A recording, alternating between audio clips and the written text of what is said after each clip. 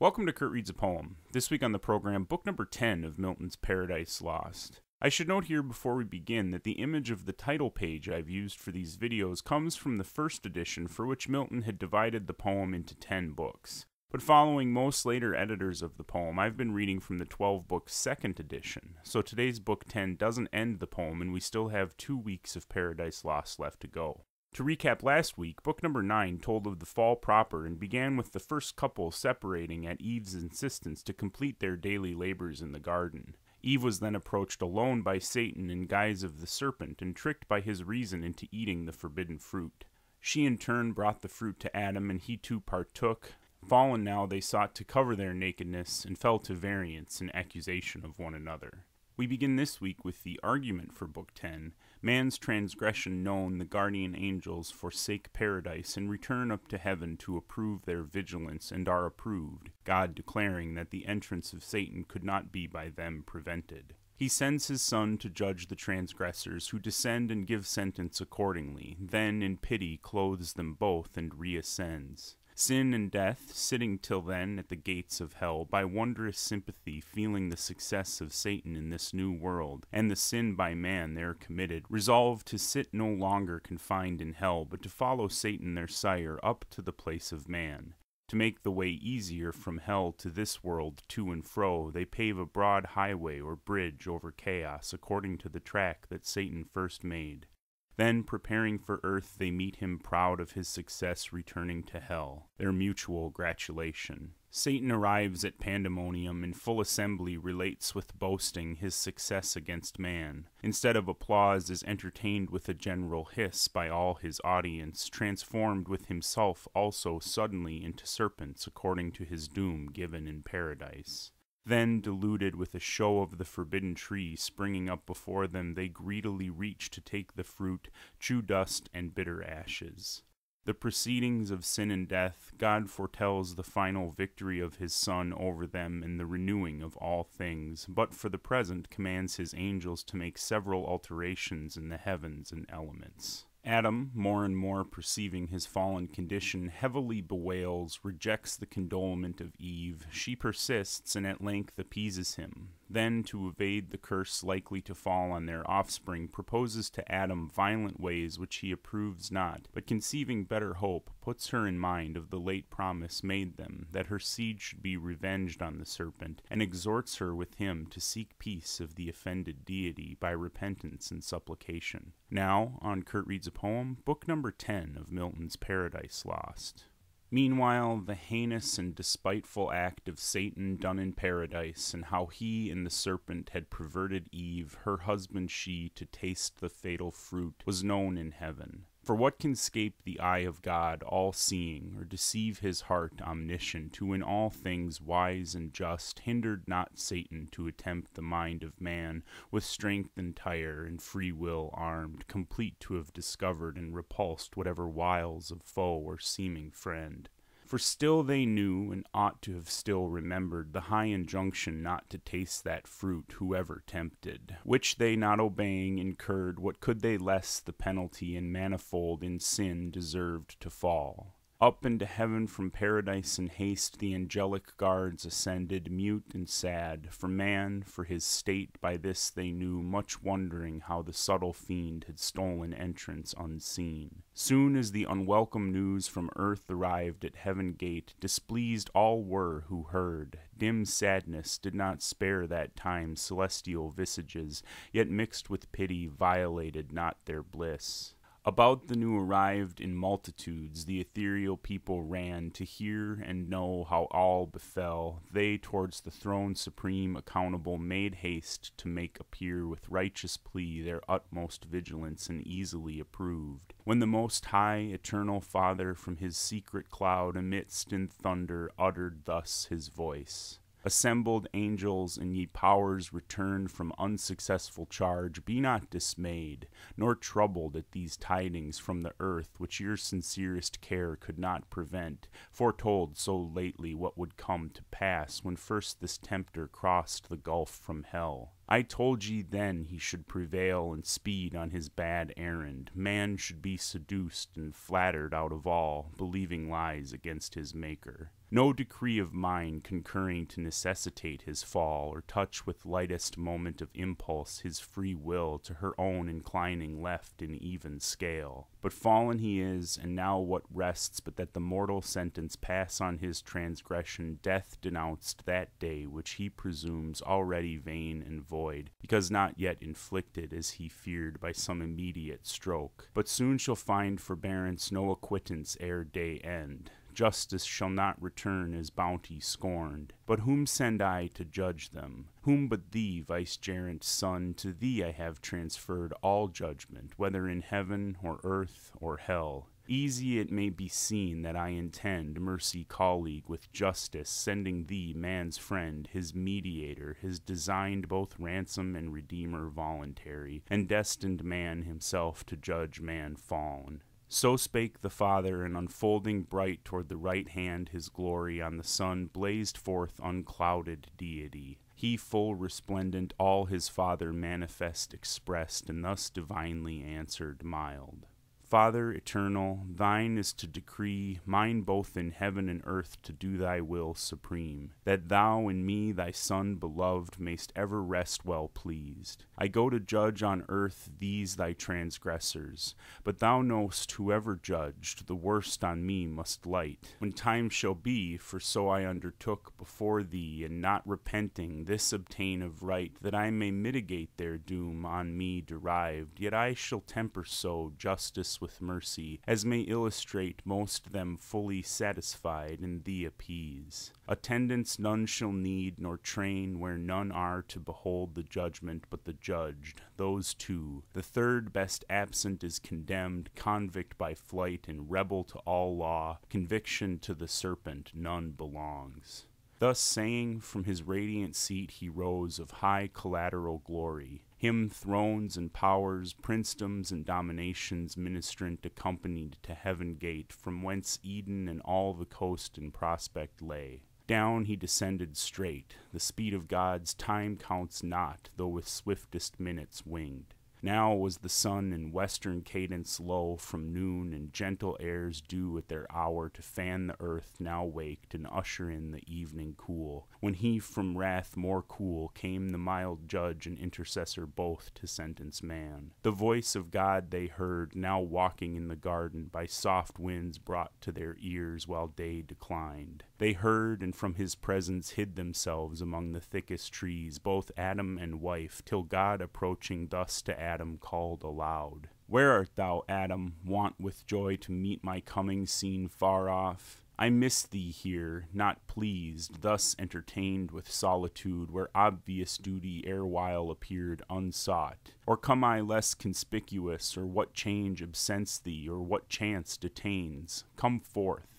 He came, and with him Eve, more loath, though first to offend, discountenanced both and discomposed. Love was not in their looks, either to God or to each other, but apparent guilt and shame and perturbation and despair, anger and obstinacy and hate and guile. Whence Adam, faltering long, thus answered brief.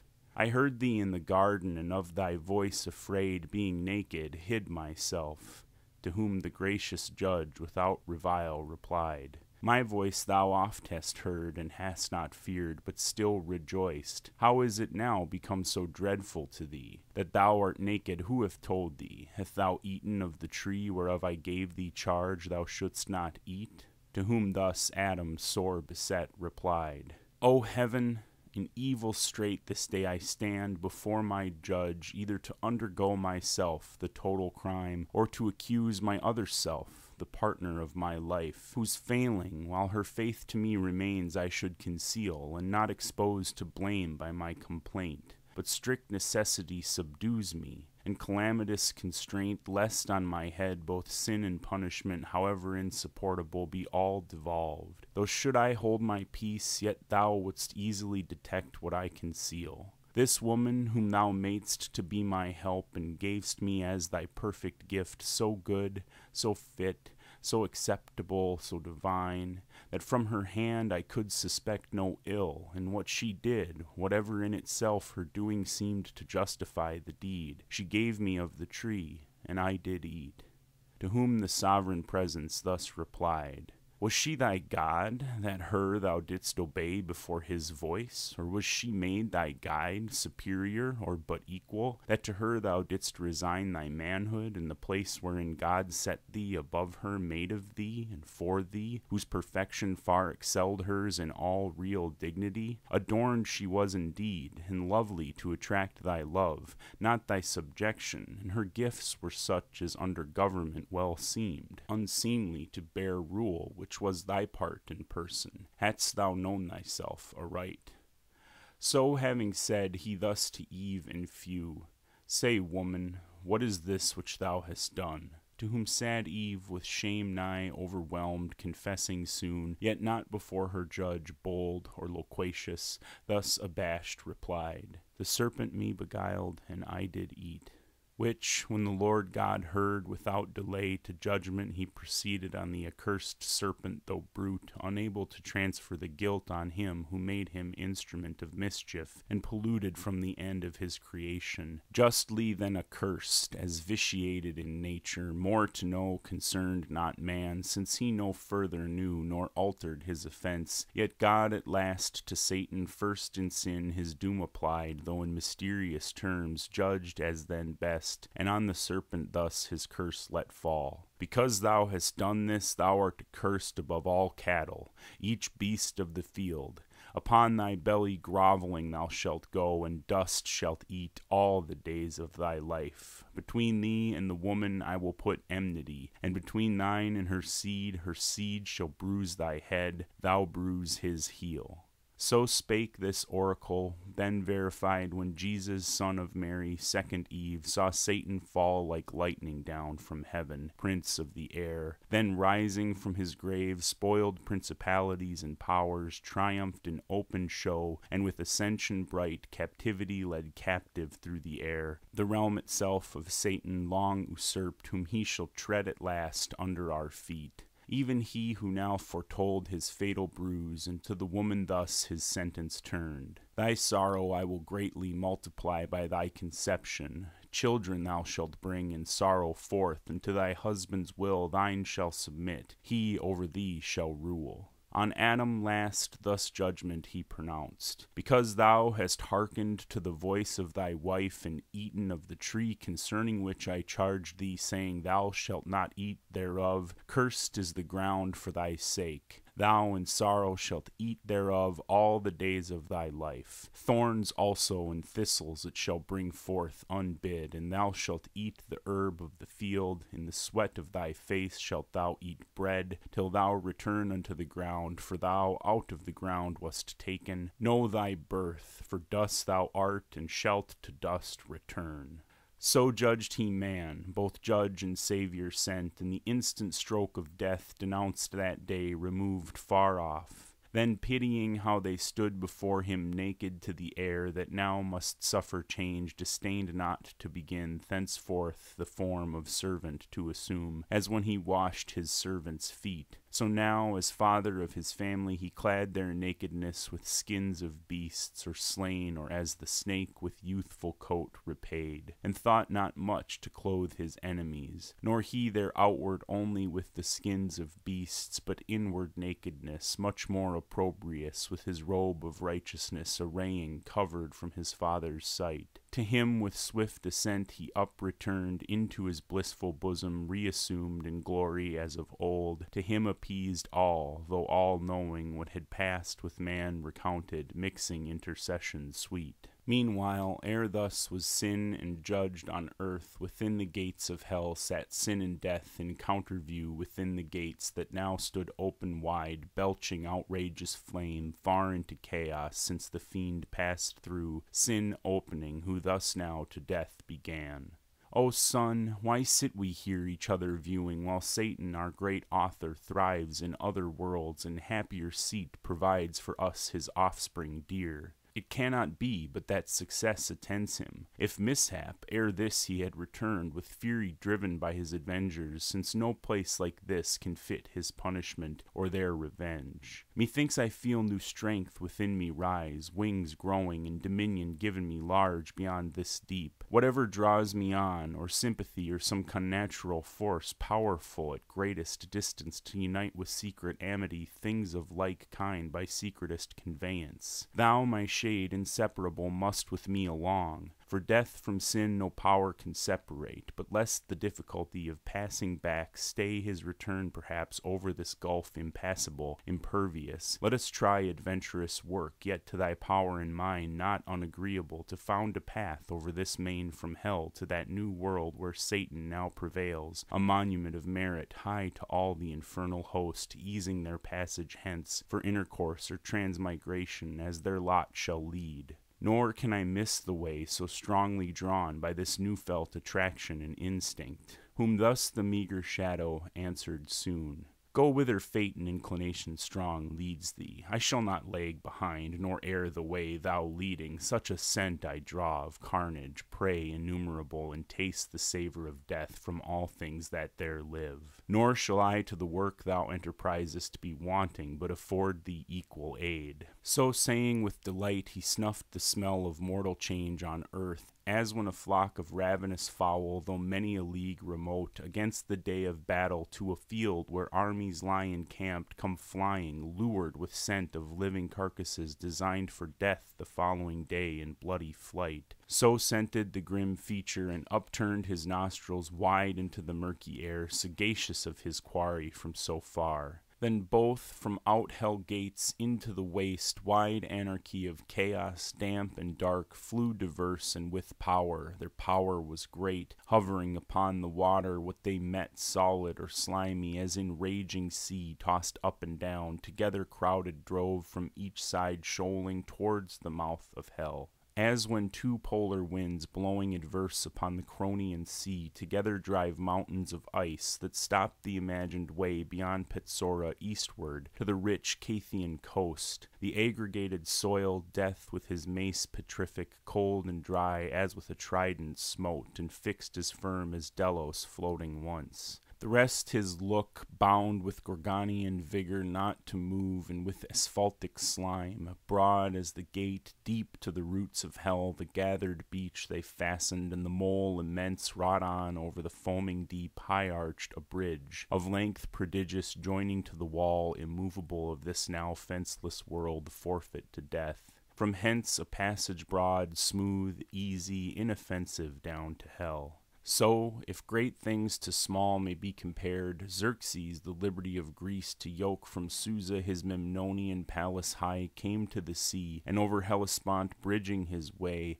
Europe with Asia joined, and scoured with many a stroke the indignant waves. Now had they brought the work by wondrous art pontifical, a ridge of pendant rock over the vexed abyss, following the track of Satan to the self-same place where he first lighted from his wing, and landed safe from out of chaos to the outside bare of this round world. With pins and adamant and chains they made all fast, too fast they made and durable, and now in little space the confines met of Empyrean heaven and of this world, and on the left hand hell with long reach interposed. 3 several ways in sight, to each of these 3 places led, and now their way to earth they had descried, to paradise first tending, when behold Satan in likeness of an angel bright betwixt the centaur and the scorpion, steering his zenith while the sun in Aries rose. Disguised he came, but those his children dear their parents soon discerned, though in disguise. He, after Eve seduced, unminded, slunk into the wood fast by, and changing shape to observe the sequel, saw his guileful act by Eve, though all unweeting seconded upon her husband, saw their shame that sought vain covertures, but when he saw descend the Son of God to judge them, terrified he fled, not hoping to escape, but shun the present, fearing guilty what his wrath might suddenly inflict. That past, returned by night, and listening where the hapless pair sat in their sad discourse and various plaint, thence gathered his own doom, which understood not instant but of future time.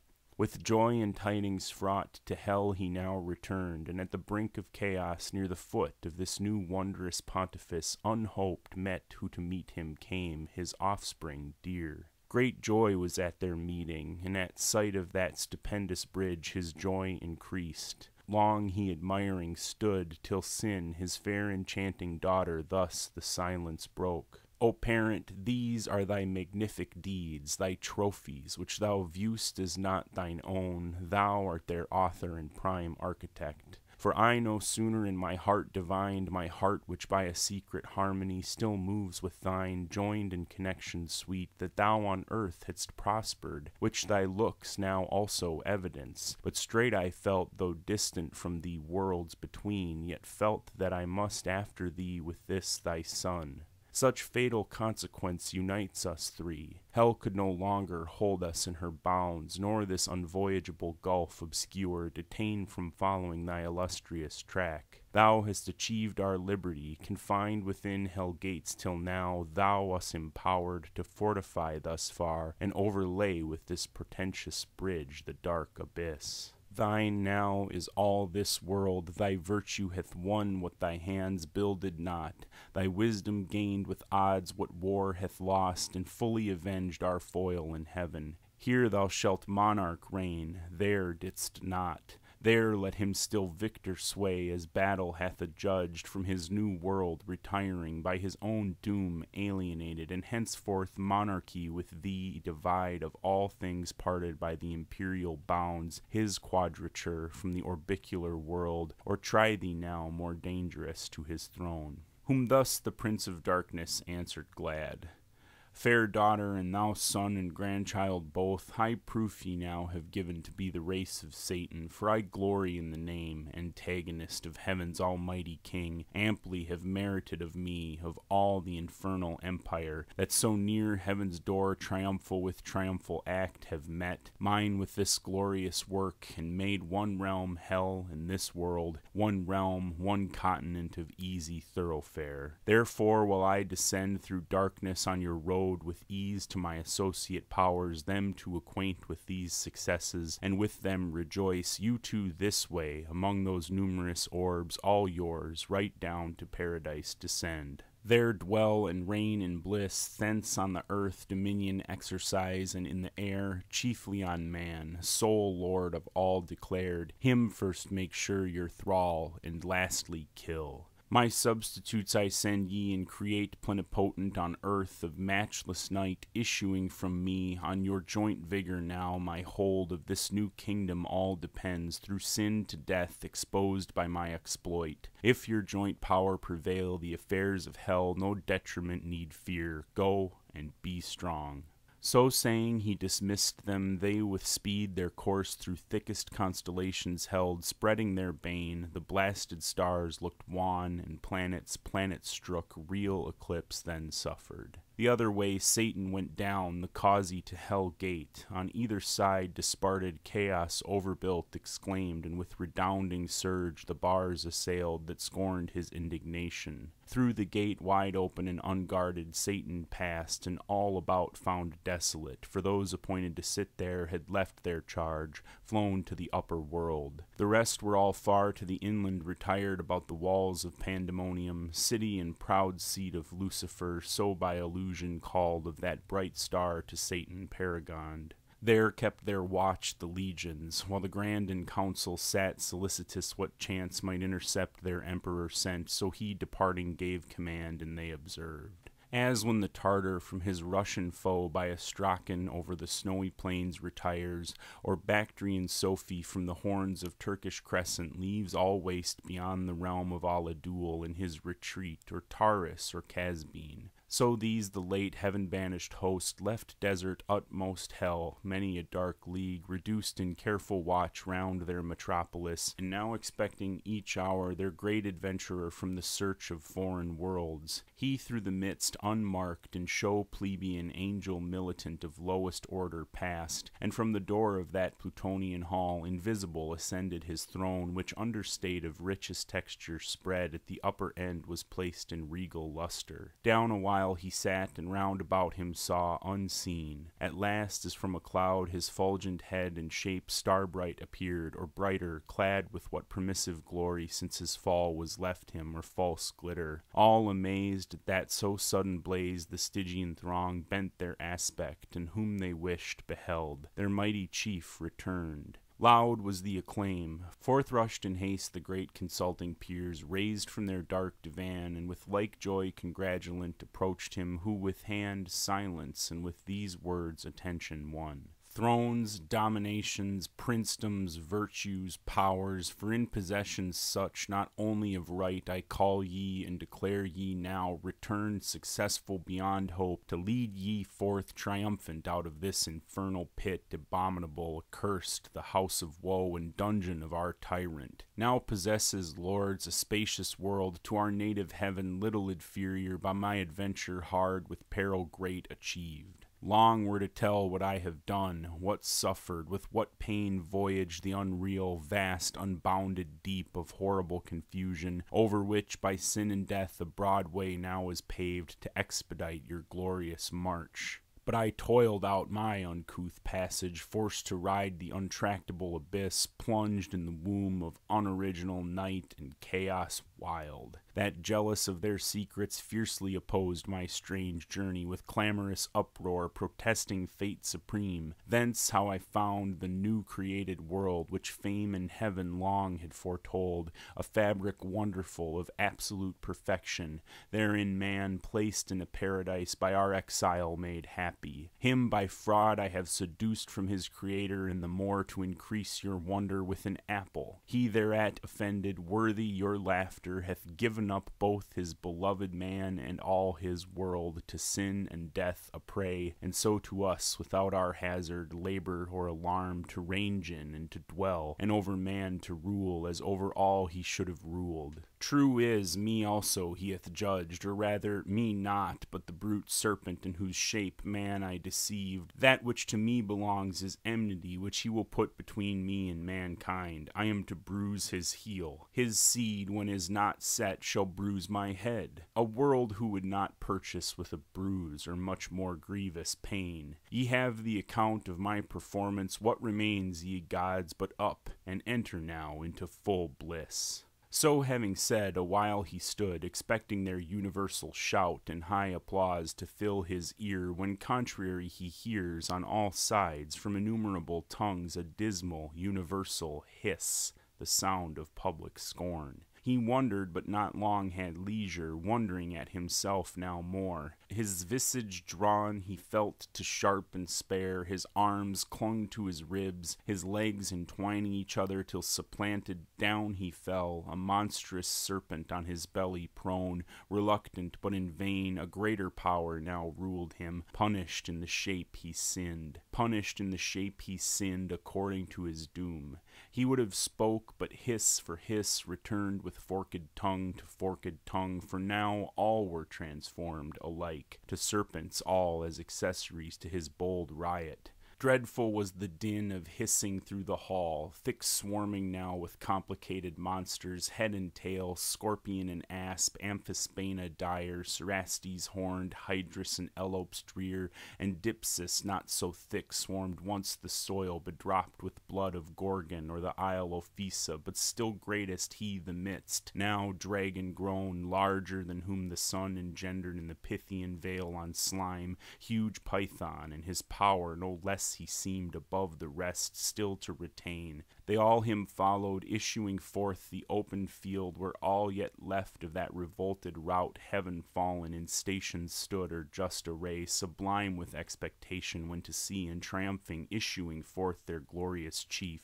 They saw but other sight instead, a crowd of ugly serpents. Horror on them fell, and horrid sympathy. For what they saw they felt themselves now changing. Down their arms, down fell both spear and shield. Down they as fast, and the dire hiss renewed, and the dire form catched by contagion, like in punishment as in their crime. Thus was the applause they meant, turned to exploding hiss. Triumph to shame, cast on themselves from their own mouths. There stood a grove hard by, sprung up with their great change, his will who reigns above to aggravate their penance, laden with fair fruit, like that which grew in paradise, the bait of Eve used by the tempter. On that prospect strange their earnest eyes they fixed, imagining for one forbidden tree a multitude now risen to work them further woe or shame, yet parched with scalding thirst and hunger fierce, though to delude them scent could not abstain, but on they rolled in heaps, and up the trees climbing sat thicker than the snaky locks that curled Megaera. Greedily they plucked the fruitage fair to sight, like that which grew near the bituminous lake where Sodom flamed.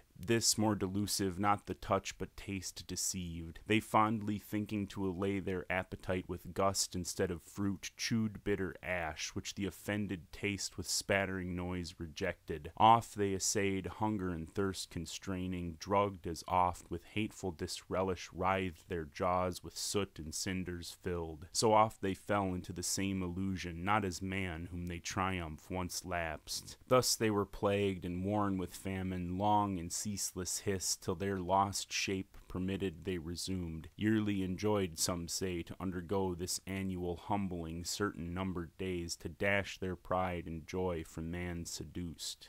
However, some tradition they dispersed among the heathen of their purchase got, and fabled how the serpent whom they called Ophion with Eurynome, the wide encroaching Eve perhaps, had first the rule of high Olympus, thence by Saturn driven and Ops, ere yet Dictyan Jove was born. Meanwhile, in paradise, the hellish pair too soon arrived, sin there in power before, once actual, now in body, and to dwell habitual habitant. Behind her death, close following, pace for pace, not mounted yet on his pale horse, to whom sin thus began. Second of Satan sprung, all-conquering death, what thinkst thou of our empire now, though earned with travail difficult, not better far than still at hell's dark threshold to have sat watch, unnamed, undreaded, and thyself hath starved? Whom thus the sin-born monster answered soon: To me, who with eternal famine pine, alike is hell or paradise or heaven, there best, where most with ravin I may meet, which here, though plenteous, all too little seems to stuff this maw, this vast unhindbound corpse. To whom the incestuous mother thus replied: Thou therefore on these herbs and fruits and flowers feed first, on each beast next, and fish and fowl, no homely morsels, and whatever thing thy scythe of time mows down, devour unspared, till I in man residing through the race, his thoughts, his looks, words, actions, all infect, and season him thy last and sweetest prey. This said, they both betook them several ways, both to destroy or unimmortal make all kinds, and for destruction to mature sooner or later, which the Almighty seeing, from his transcendent seat the saints among, to those bright orders uttered thus his voice: See with what heat these dogs of hell advance to waste and havoc yonder world, which I so fair and good created, and had still kept in that state, had not the folly of man let in these wasteful furies who impute folly to me. So death the prince of hell and his adherents, that with so much ease I suffer them to enter and possess a place so heavenly, and conniving seem to gratify my scornful enemies that laugh as if transported with some fit of passion, I to them had quitted all, at random yielded up to their misrule, and know not that I called and drew them thither, my hellhounds, to lick up the draught and filth which man's polluting sin with taint hath shed on what was pure, till crammed and gorged, nigh burst with sucked and glutted offal, at one sling of thy victorious arm, well-pleasing Son, both sin and death and yawning grave at last through chaos hurled, obstruct the mouth of hell forever, and seal up his ravenous jaws. Then heaven and earth renewed shall be made pure, to sanctify that shall receive no stain, till then the curse pronounced on both proceeds. He ended, and the heavenly audience loud sung hallelujah, as the sound of seas through multitude that sung, Just are thy works, righteous are thy decrees on all thy works. Who can extenuate thee? Next to the Son, desired restorer of mankind, by whom new heaven and earth shall to the ages rise, or down from heaven descend. Such was their song. while the Creator, calling forth by name his mighty angels, gave them several charge, as sorted best with present things. The sun had first his precept so to move, so shine, as might affect the earth with cold and heat scarce tolerable, and from the north to call decrepit winter, from the south to bring solstitial summer's heat. To the blank moon her office they prescribed, to the other five their planetary motions and aspects in sextile, square, and trine, and opposite of noxious efficacy, and when to join in synod unbenign, and taught the fixed their influence malignant when to shower, which of them rising with the sun or falling should prove tempestuous. To the winds they set their corners, when with bluster to confound sea, air, and shore, the thunder when to roll with terror through the dark aerial hall. Some say he bid his angels turn askance the poles of earth twice 10 degrees and more from the sun's axle. They with labor pushed oblique the centric globe. Some say the sun was bid turn reins from the equinoctial road like distant breath to Taurus with the 7 Atlantic sisters and the Spartan twins up to the tropic crab. Thence down amain by Leo and the Virgin and the scales as deep as Capricorn to bring in change of seasons to each clime. Else had the spring perpetual smiled on earth with vernant flowers, equal in days and nights, except to those beyond the polar circles. To them day had unbenighted shone, while the low sun had recompensed his distance in their sight had rounded still the horizon, and not known or east or west, which had forbid the snow from cold Estoti land, and south as far beneath Magellan. At that tasted fruit the sun, as from Thyestean banquet turned his course intended. Else how had the world inhabited, though sinless, more than now avoided pinching cold and scorching heat?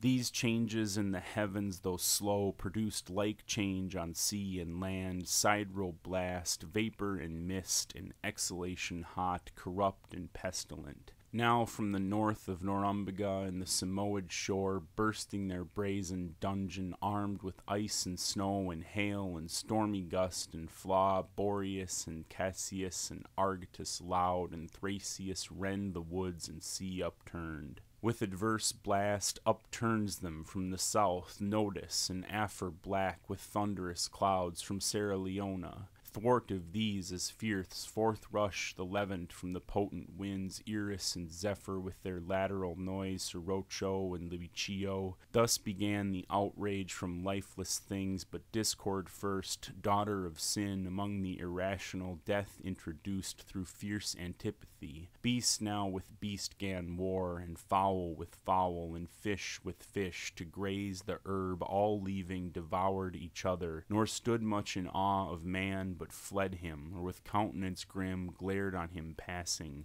These were from without the growing miseries, which Adam saw already in part, though hid in gloomiest shade, to sorrow abandoned, but worse felt within, and in a troubled sea of passion tossed, thus to disburden sought with sad complaint. O miserable of happy, is this the end of this new glorious world, and me so late the glory of that glory, who now become accursed of blessed? Hide me from the face of God, whom to behold was then my height of happiness. Yet well, if here would end the misery, I deserved it, and would bear my own deservings, but this will not serve. All that I eat or drink or shall beget is propagated curse. O voice once heard delightfully, increase and multiply, now death to hear. For what can I increase or multiply but curses on my head? Who of all ages to succeed, but feeling the evil on him brought by me, will curse my head? Ill fare our ancestor impure, for this we may thank Adam. But his thanks shall be the execration. So besides mine own that bide upon me, all from me shall with a fierce reflux on me redound, on me as on their natural center, light heavy though in their place. O fleeting joys of paradise, dear bought with lasting woes! Did I request thee, Maker, from my clay to mold me man? Did I solicit thee from darkness to promote me, or here place in this delicious garden? As my will concurred not to my being, it were but right and equal to reduce me to dust, desirous to resign and render back all I received, unable to perform thy terms too hard, by which I was to hold the good I sought not. To the loss of that sufficient penalty, why hast thou added the sense of endless woe? Inexplicable thy justice seems, yet to say truth, too late I thus contest. Then should have been refused those terms, whatever, when they were proposed. Thou didst accept them. Wilt thou enjoy the good, then cavil the conditions? And though God made thee without thy leave, what if thy son prove disobedient, and reproved retort, Wherefore didst thou beget me? I sought it not. Wouldst thou admit for his contempt of thee that proud excuse? Yet him not thy election by natural necessity begot. God made thee of choice his own, and of his own to serve him. Thy reward was of his grace. Thy punishment then justly is at his will. Be it so, for I submit his doom is fair, that dust I am, and shall to dust return. O welcome hour whenever. Why delays his hand to execute what his decree fixed on this day? Why do I overlive? Why am I mocked with death and lengthened out to deathless pain? How gladly would I meet mortality, my sentence, and be earth insensible? How glad would lay me down as in my mother's lap? There I should rest and sleep secure. His dreadful voice no more would thunder in my ears. No fear of worse to me and to my offspring would torment me with cruel expectation. Yet one doubt pursues me still, lest all I cannot die, lest that pure breath of life, the spirit of man which God inspired, cannot together perish with this corporeal clod. Then in the grave, or in some other dismal place, who knows but I shall die a living death? O thought horrid if true! Yet why? It was but breath of life that sinned. What dies but what had life and sin? The body properly hath neither. All of me then shall die. Let this appease the doubt, since human reach no further knows. For though the Lord of all be infinite, is he wrath also? Be it. Man is not so, but mortal doomed. How can he exercise wrath without end on man whom death must end? Can he make deathless death? That were to make strange contradiction, which to God himself impossible is held as argument of weakness, not of power. Will he draw out for anger's sake finite to infinite and punished man to satisfy his rigor, satisfied never, that were to extend his sentence beyond dust and nature's law, by which all causes else according still to the reception of their matter act, not to the extent of their own sphere? But say that death be not one stroke, as I supposed, bereaving sense, but endless misery from this day onward, which I feel begun both in me and without me, and so last to perpetuity. Ay me, that fear comes thundering back with dreadful revolution on my defenseless head. Both death and I am found eternal, and incorporate both, nor I on my part single. In me all posterity stands cursed, fair patrimony that I must leave ye, sons. Oh, were I able to waste it all myself, and leave ye none. So disinherited, how would ye bless me now, your curse? Ah, why should all mankind for one man's fault thus guiltless be condemned, if guiltless? But from me what can proceed but all corruption, both mind and will depraved, not to do only, but to will the same with me? How can they then acquitted stand in sight of God? Him after all my disputes forced I absolve, all my evasions vain, and reasonings, though through mazes, lead me still but to my own conviction, first and last on me. Me only, as the source and spring of all corruption. All the blame lights do, so might the wrath. Fond wish, couldst thou support that burden heavier than the earth to bear, than all the world much heavier, though divided with that bad woman? Thus what thou desirest and what thou fearest alike destroys all hope of refuge, and concludes thee miserable beyond all past example and future, to Satan only like both crime and doom. O conscience, into what abyss of fear and horrors hast thou driven me, out of which I find no way, from deep to deeper plunged? Thus Adam to himself lamented loud through the still night, not now as airman befell, wholesome and cool and mild, but with black air accompanied, with damps and dreadful gloom, which to his evil conscience represented all things with double terror. On the ground outstretched he lay, on the ground, and oft cursed his creation. Death is oft accursed of tardy execution, since denounced the day of his offense. Why comes not death, said he, with thrice acceptable stroke to end me? Shall truth fail to keep her word, justice divine not hasten to be just? But death comes not at all. Justice divine mends not her slowest pace, her prayers or cries. O woods, O fountains, hillocks, dales, and bowers, with other echo late I taught your shades to answer, and resound far other song. Whom thus afflicted, when sad Eve beheld desolate where he sat, approaching nigh, soft words to his fierce passion she essayed, but her with stern regard he thus repelled. Out of my sight, thou serpent!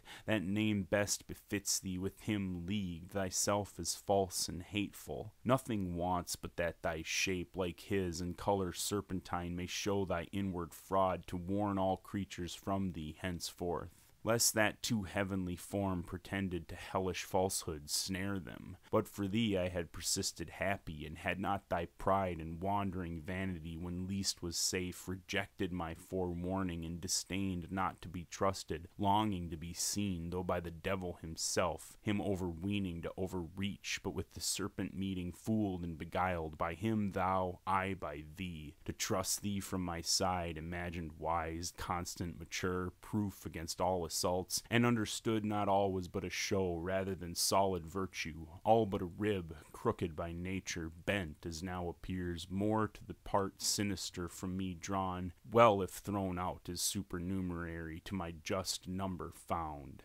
Oh, why did God, creator wise, that peopled highest heaven with spirits masculine, create at last this novelty on earth, this fair defect of nature, and not fill the world at once with men as angels, without feminine, or find some other way to generate mankind? This mischief had not then befallen, and more that shall befall, innumerable disturbances on earth through female snares in straight conjunction with this sex. For either he shall never find out fit mate, but such as some misfortune brings him, or mistake, or whom he wishes most shall seldom gain through her perverseness, but shall see her gained by a far worse, or, if she love, withheld by parents, or his happiest choice too late shall meet, already linked and wedlock bound to a fell adversary, his hate or shame, which infinite calamity shall cause to human life and household peace confound. He added not, and from her turned, but Eve not so repulsed, with tears that ceased not flowing, and tresses all disordered, at his feet fell humble, and embracing them besought his peace, and thus proceeded in her plaint. Forsake me not thus, Adam.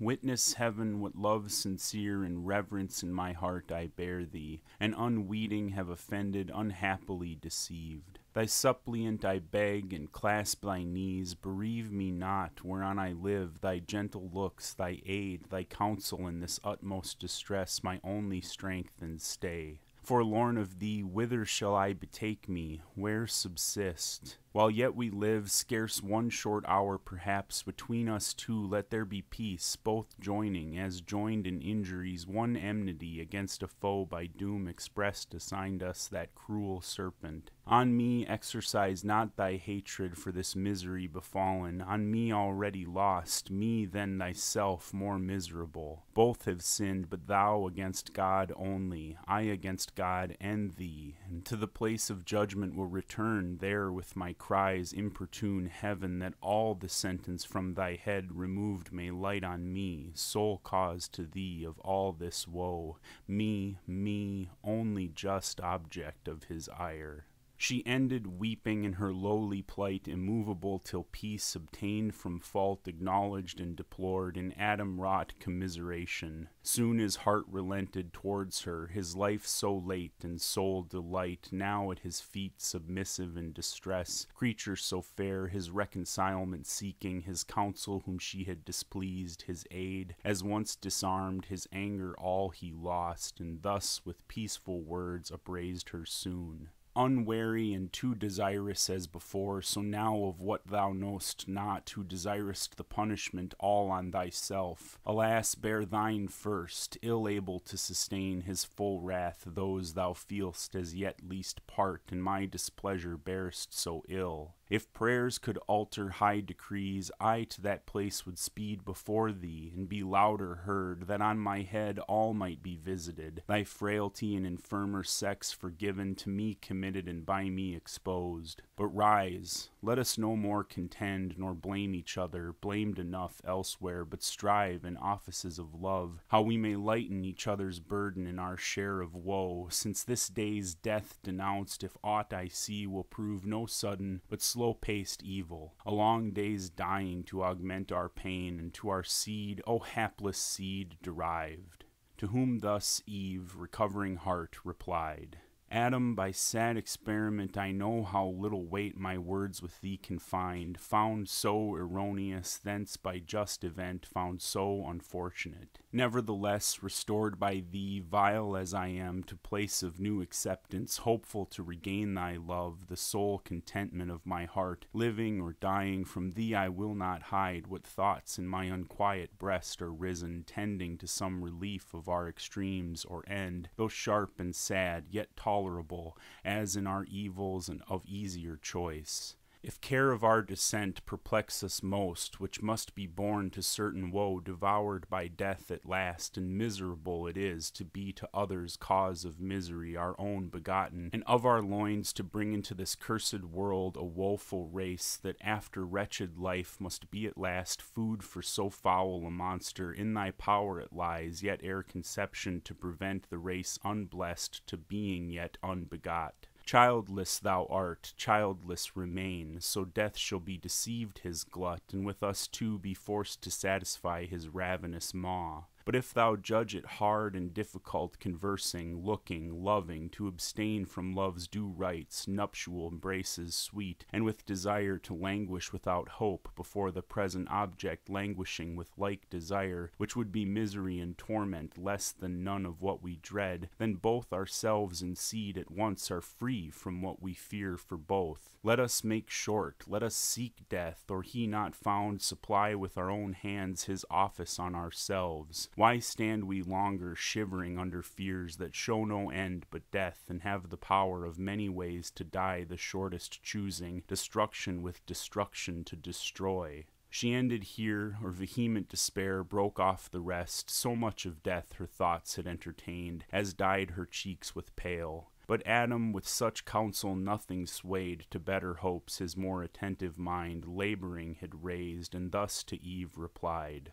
Eve, thy contempt of life and pleasure seems to argue in thee something more sublime and excellent than what thy mind contemns. But self-destruction therefore sought refutes that excellence thought in thee, and implies not thy contempt, but anguish and regret for loss of life and pleasure overloved. Or if thou covet death as utmost end of misery, so thinking to evade the penalty pronounced, doubt not but that God hath wiselier armed his vengeful ire than so to be forestalled. Much more I fear lest death so snatched will not exempt us from the pain we are by doom to pay. Rather, such acts of contumacy will provoke the highest to make death in us live. Then let us seek some safer resolution, which methinks I have in view, calling to mind with heed part of our sentence, that thy seed shall bruise the serpent's head. Piteous amends, unless be meant, whom I conjecture our grand foe Satan, who in the serpent hath contrived against us this deceit. To crush his head would be revenge indeed, which will be lost by death brought on ourselves, or childless days resolved as thou proposest. So our foe shall scape his punishment ordained, and we instead shall double ours upon our heads. No more be mentioned than of violence against ourselves, and willful barrenness that cuts us off from hope, and savors only rancor and pride, impatience and despite, reluctance against God and his just yoke laid on our necks. Remember with what mild and gracious temper he both heard and judged without wrath or reviling. We expected immediate dissolution, which we thought was meant by death that day, when lo, to thee, pains only in childbearing were foretold, and bringing forth so soon recompensed with joy fruit of thy womb. On me the curse aslope glanced on the ground, with labor I must earn my bread. What harm? Idleness had been worse. My labor will sustain me, and lest cold or heat should injure us, his timely care hath unbesought provided, and his hands clothed us unworthy, pitying while he judged. How much more, if we pray him, will his ear be open, and his heart to pity incline, and teach us further by what means to shun the inclement seasons, rain, ice, hail, and snow, which now the sky with various face begins to show us in this mountain, while the winds blow moist and keen, shattering the graceful locks of these fair-spreading trees, which bids us seek some better shroud, some better warmth to cherish our limbs benumbed, ere this diurnal star leave cold the night. How we, his gathered beams reflected, may with matter sear foment, or by collision of two bodies grind the air attrite to fire, as late the clouds, justling or pushed with winds rude in their shock, tine the slant lightning, whose thwart flames driven down kindles the gummy bark of fir or pine, and sends a comfortable heat from far which might supply the sun. Such fire to use in what may else be remedy or cure to evils which our own misdeeds have wrought, he will instruct us praying, and of grace beseeching him, so as we need not fear to pass commodiously this life, sustained by him with many comforts, till we end in dust, our final rest and native home. What better can we do than to the place repairing where he judged us, prostrate fall before him reverent, and there confess humbly our faults, and pardon beg with tears watering the ground, and with our sighs the air frequenting, sent from hearts contrite, in sign of sorrow unfeigned and humiliation meek. Undoubtedly he will relent and turn from his displeasure, in whose look serene when angry most he seemed and most severe, what else but favor, grace, and mercy shown.